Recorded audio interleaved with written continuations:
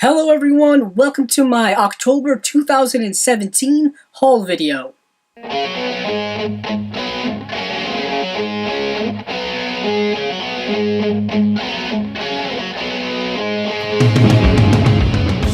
Welcome back to another haul video. I know I just recently put up my September haul video, so this one's going to be up obviously much earlier than that one was. This will be pretty much an all Blu-ray and DVD haul video because I really didn't pick up any comic books or books in the last month.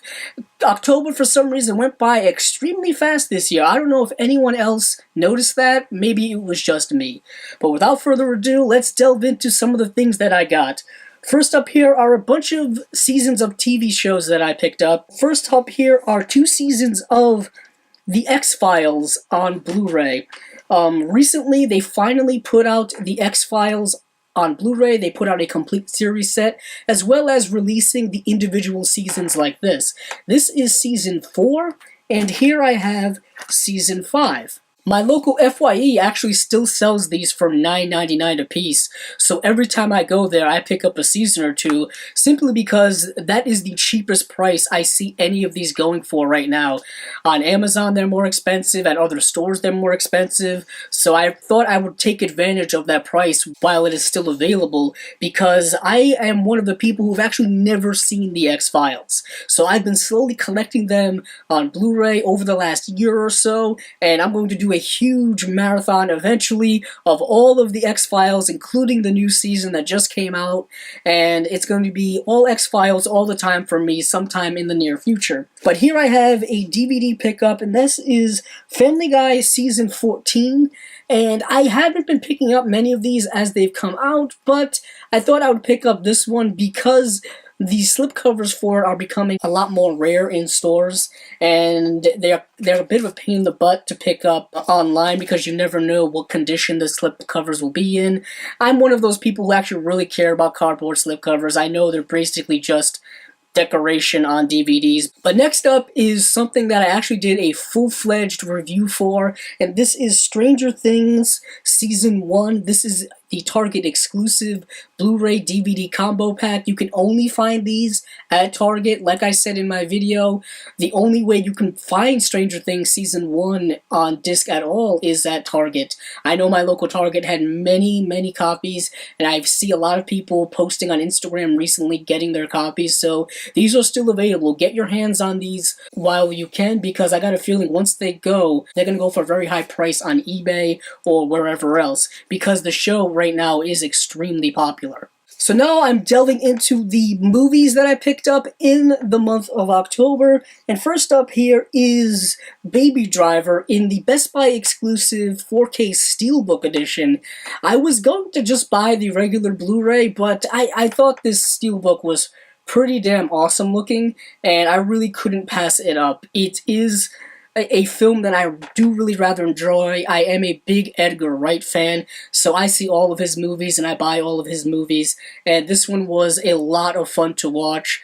A great direction, some of the best car chase sequences you will see on film this year. This is Baby Driver. I highly recommend it. Next up is a Criterion Blu-ray that I picked up in October. Right now, the Criterion sale is going on at Barnes & Noble, so I'll be picking up a lot of Criterions during that sale, and I will be doing a video for next month. But before the sale, I decided to pick up a film called Twin Peaks Fire Walk With Me. This is the prequel film to the Twin Peaks series that was back in the early 90s.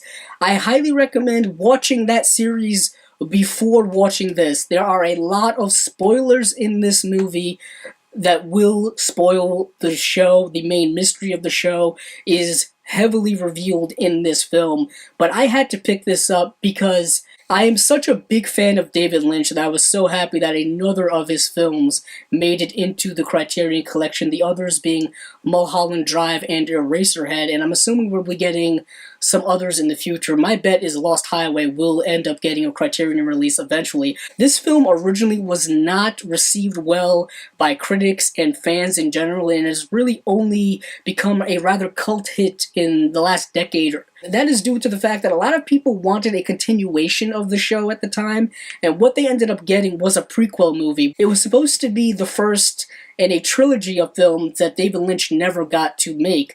But recently, he did an 18-episode series on Showtime that is essentially what the sequels of these films, I assume, we're going to cover, and so much more. That set is coming out in December, and I can't wait to get my hands on it. Next up is a 4K UHD release of one of my favorite films of the year, and that is War for the Planet of the Apes.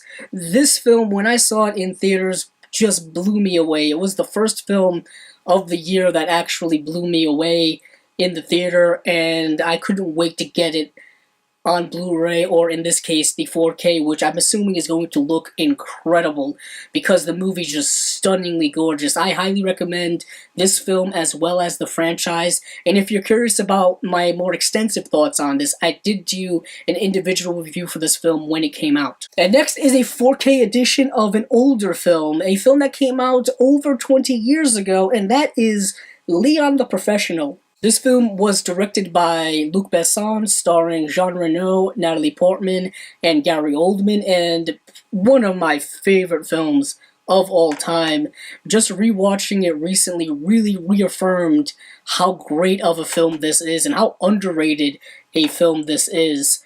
I'm so happy that Sony really took the effort and time put into the transfer of this film, because it looks astonishing. I highly recommend buying this film any way you can. There is a regular Blu-ray edition that has a new 4K master transfer that looks astonishing.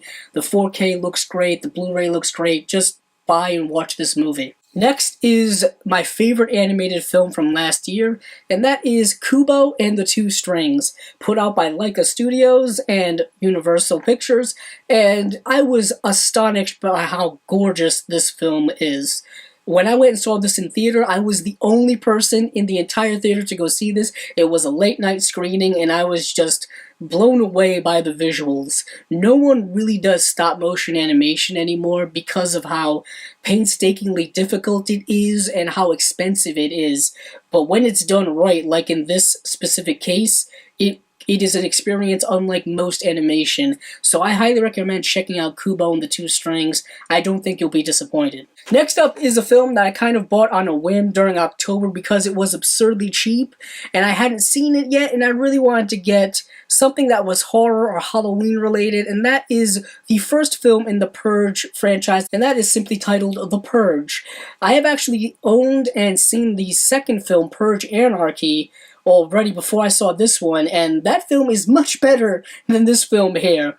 I mean, granted, you kind of need this film to kind of establish certain things in this world, but yeah, this is not one of my favorites. Luckily, I was able to pick it up for very, very cheap, so it's really at a minimal cost to me. Next up is one of my favorite films from last year. I did an individual review for this when it came out in theaters, and I still think it is so underrated. I'm kind of surprised more people haven't seen it, and that is The Edge of 17, starring Haley Steinfeld and Woody Harrelson, and it is just a great coming-of-age film that is very sincere and very unique and interesting, particularly because of how great Haley Steinfeld is in it, and Woody Harrelson as well. So she plays a girl going through a lot of teenage angsty problems, but a lot more serious problems as well. A lot of things that affect a lot of teenagers today that aren't really addressed a lot in real life and in cinema, so I really highly recommend this movie. Next up here is a classic film, one that I actually haven't seen,